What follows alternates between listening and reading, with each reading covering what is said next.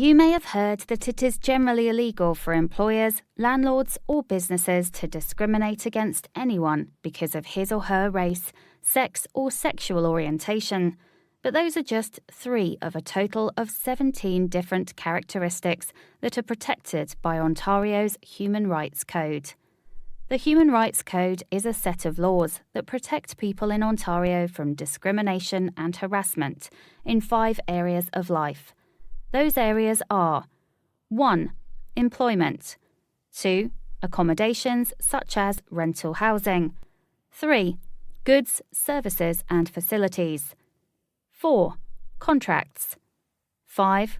And membership in trade and vocational associations.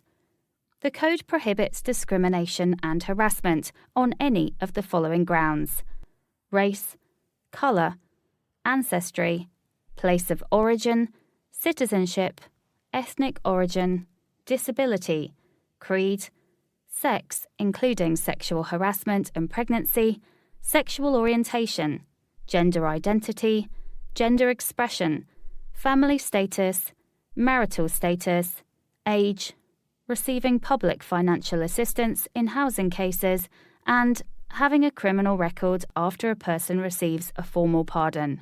However, not all unfair conduct or unequal treatment is protected by Ontario's Human Rights Code.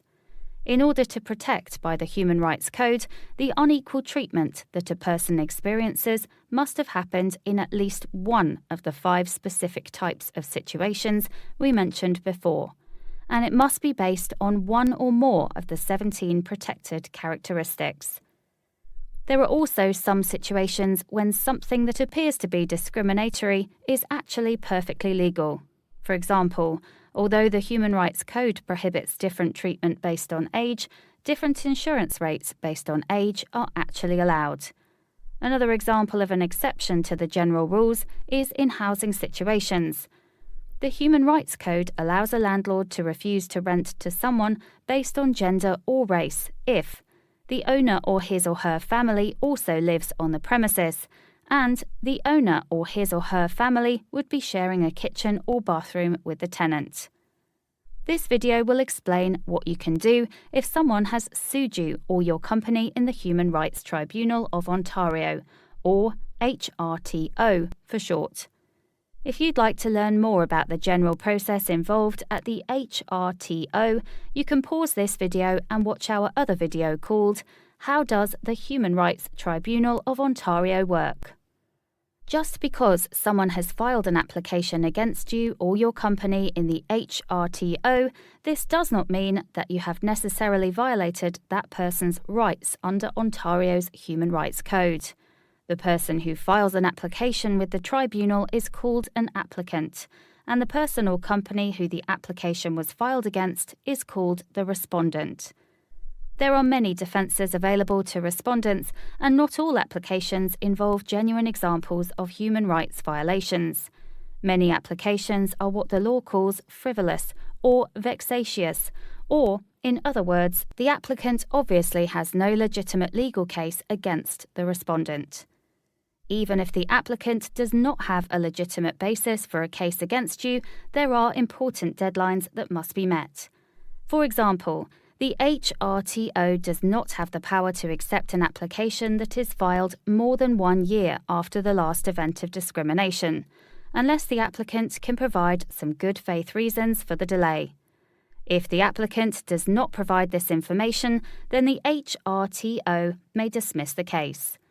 In order to show good faith, the applicant must have experienced an exceptional situation, such as being in the hospital.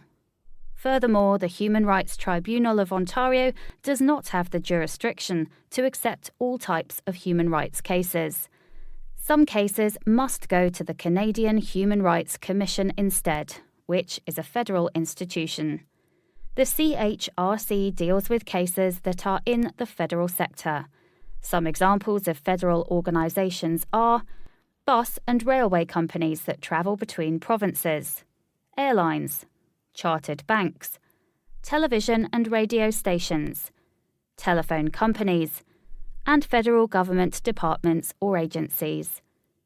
According to a report from the Social Justice Tribunals of Ontario, a comparison of decisions issued by the HRTO between the years of 2015 to 2018 revealed that on average, 63% of cases resulted in a finding that no discrimination or human rights violation occurred. In other words, most cases that ultimately go to a hearing for a final decision by an adjudicator involve cases where the respondent did not violate the Human Rights Code. Furthermore, the Supreme Court of Canada has said that a discriminatory requirement can still be reasonable and legally valid in some circumstances. This is called a bona fide requirement, and it applies in cases that involve the following three factors. First, the discriminationary requirement must have been adopted for a purpose or goal that is rationally connected to the function or job duty being performed. Second, the discriminationary requirement must have been adopted in good faith. And third, the discriminationary requirement must have been reasonably necessary to accomplish its purpose or goal, in the sense that it would be impossible to accommodate the applicant without undue hardship upon the organisation. About 70% of cases that are filed in the HRTO involve a dispute regarding a person's employment, and about 55% of applications involve an applicant who feels that he or she was discriminated on the basis of a disability. For that reason, we'll spend some time discussing some of the available defences to an allegation that you or your company has discriminated against an employee on the basis of a disability. First, defining a disability can be complicated. The term disability covers a broad range of conditions. A disability may have been present at birth, or caused by an accident, or developed over time.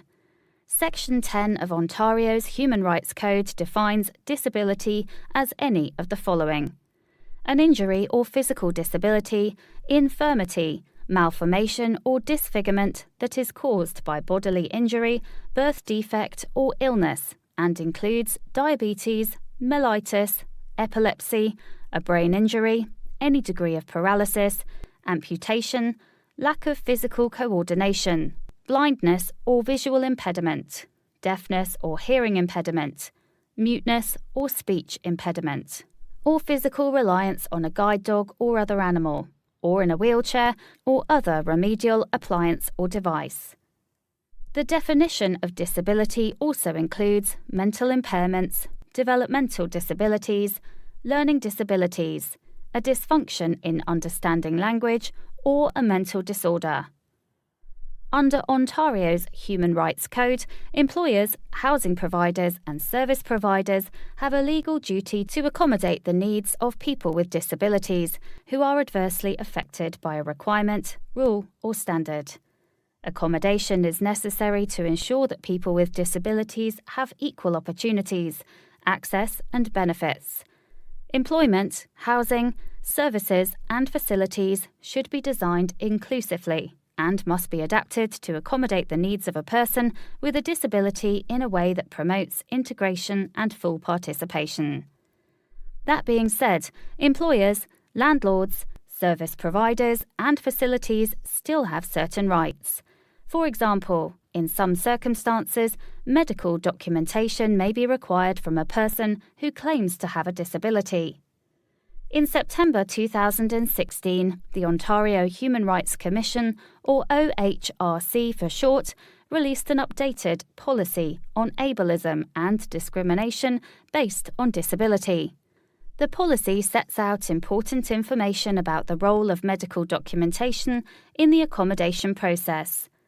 Section 8.7 of the policy includes detailed guidance about the type of medical information to be provided to verify a request for accommodation. The medical documentation should confirm the following: that the person has a disability, the limitations or needs associated with the disability, whether the person can perform the essential duties or requirements of the job, or of being a tenant, or of being a service user, with or without accommodation. The type of accommodation that may be needed to allow the person to fulfill the essential duties or requirements of the job, or of being a tenant, or of being a service user. And in the case of employment, regular updates about when the person expects to come back to work if they are on leave. In some cases, an organisation may have fulfilled its legal obligations without actually providing the requested accommodation because the person who requested the accommodation did not participate in the process. For example, a person may be considered to have failed to take part in the accommodation process if they refuse to comply with reasonable requests for medical information necessary to demonstrate their accommodation needs or where they refuse to take part in developing a solution. Furthermore, employers and other organisations only have a duty to accommodate persons with disabilities up to the point of undue hardship. In other words, if providing the requested accommodation will cause your organisation to experience undue hardship, then the accommodation does not need to be provided. In many cases, it will not be difficult to accommodate a person's disability. Accommodation may simply involve making policies more flexible. While doing this may involve some administrative inconvenience, that inconvenience by itself does not constitute undue hardship. The Human Rights Code provides 3 considerations when assessing whether an accommodation would cause undue hardship. The first consideration is the financial cost of providing the accommodation. The second consideration is a review of any outside sources of funding, if available. And the third consideration are health and safety requirements, if any. No other considerations can be taken into account under Ontario law. Therefore, factors such as business inconvenience, employee morale, and customer preferences are not valid considerations in determining whether your organisation is being put through undue hardship. It's important to keep in mind that the right to receive accommodations for disabilities is neither an absolute nor unlimited right. In employment, the purpose of the duty to accommodate is not to completely alter the essence of the employment. Human rights case law establishes that accommodations which would fundamentally alter the nature of the employment relationship do not need to be provided. For example, if an employee was hired to translate audio from one language into another language, but later that employee became entirely deaf, then any attempt to provide an accommodation to that employee would likely defeat the purpose of hiring the employee in the first place. Please note that this video is intended for general illustrative purposes only. This video is not intended as legal advice, and we strongly recommend consulting a qualified human rights lawyer before making any decisions that could affect your rights. If you found this video helpful, please take a moment to subscribe to our channel and leave a comment with the topic that you'd like us to make a video about.